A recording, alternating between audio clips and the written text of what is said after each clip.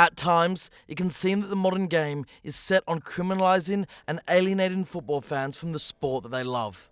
But behind the negative stereotypes, and despite groups all across the world being marginalised, there are people doing great things, forging bonds, building communities, and coming together as one to prove that football is more than just a game. And ultimately, it's these supporters, rather than any star striker or midfield genius, that make football what it is. These are Copenhagen's most heartwarming fan moments of 2017. This year, we saw a pop hit explode into a stadium anthem after San Lorenzo's banda, the Escuela de Tablones, picked up the tune and made it their own. The song soon spiraled into something completely new, becoming a regular feature on terraces the world over. In a few short months, the song travelled from the Nuevo Gasometro in Buenos Aires to the Salerno in Italy. This was a unique moment where we saw a pop song emerge on the terraces largely through the vitality of the internet. What began as 3 billion views on YouTube took on a whole new life, and soon the melody could be heard from Israel to Tunisia, Korea to Syria, Spain to Sweden, and Mexico to Chile. Now, it's hard to find a corner of the world where there aren't a group of football fans singing along to Luis Fonsi's smash hit. In fact, he was so touched, he even thanked football fans in one of our videos. We're the first ones to take the melody of Despacito and turn it into your song, to cheer for your team. Being a sports fan, that's beautiful. So thank you for choosing my song, and I want to go to one of your games. Francesco Totti's retirement reverberated far beyond the sporting world. He became a symbol, an expression of loyalty and of values that can seem far removed from the modern game. As his final match drew closer, no one could have predicted just how emotional the outburst would be when this legend finally hung up his boots for good. In Rome, fans put up murals across the city. They wrote thousands of letters and created what would become known as Totti Day. Even his hated rivals at Lazio acknowledged him, albeit somewhat sarcastically, and something that even his biggest foe cannot deny: the fact that he was a class act. As he played out his final minutes on a football pitch during Roma-Genoa, the football world was hit with the sobering reality that Pipone, a player who has been part of more than 1/3 of AS Roma's entire history, would never play for the Giallorossi again. At 3, FC Copenhagen awards ceremony. When FC Copenhagen lifted the Danish Cup after beating rivals Brøndby at the end of last season, their fans came through with a moment of true class. As the players came over to lift the trophy, in front of FCK's section 12, a fan grabbed the trophy and ran back to the stand. To everyone's surprise, he headed for a disabled fan, to give him a moment that he and we will never forget. As he lifted the trophy, the stadium erupted. FC Copenhagen have a reputation for creating spectacular visual displays on their terraces.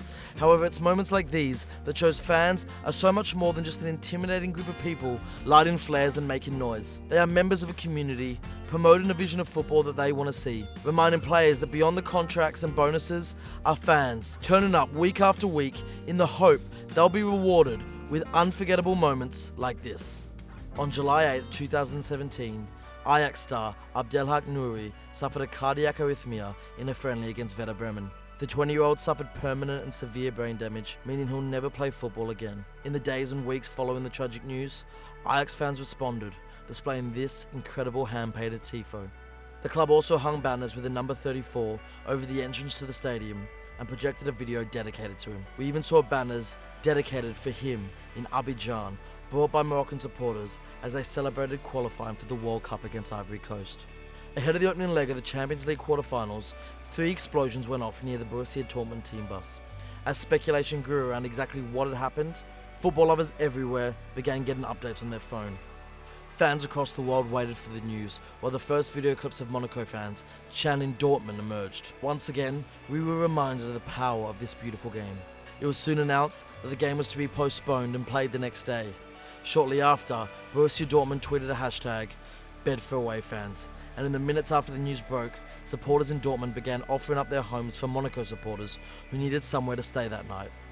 Throughout the evening, pictures emerged of fans who had taken the opportunity to connect. As fans came together for the replay, supporters of Monaco and Dortmund held a joint march to the stadium and sung You'll Never Walk Alone along the way. In the grounds, supporters continued singing together, and what nearly became a tragedy may have birthed a friendship.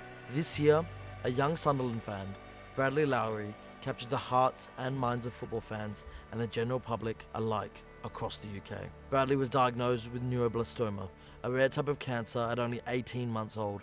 Over the years, Bradley developed a close relationship with his club, and in particular, Jermaine Defoe, who paid for one of his surgeries in 2016. When Lowry passed away on July 7, 2017, the entire Football League held moments in his remembrance. In his 6 short years, Bradley left behind the incredible legacy of the Cancer Has No Colours campaign. Supported by fans across the country and the world, he was sent over 250,000 Get Well cards and helped raise thousands more for other young people living with rare diseases. Bradley Lowry became a symbol for the community that comes from football here in the UK. The innocence with which he lived and the many initiatives set up in support of him were a constant reminder of the joy this game can bring. Fan dedications to Lowry have been seen at nearly every ground from the top of the football pyramid to the bottom, and are a reminder that this game is so much more than a business.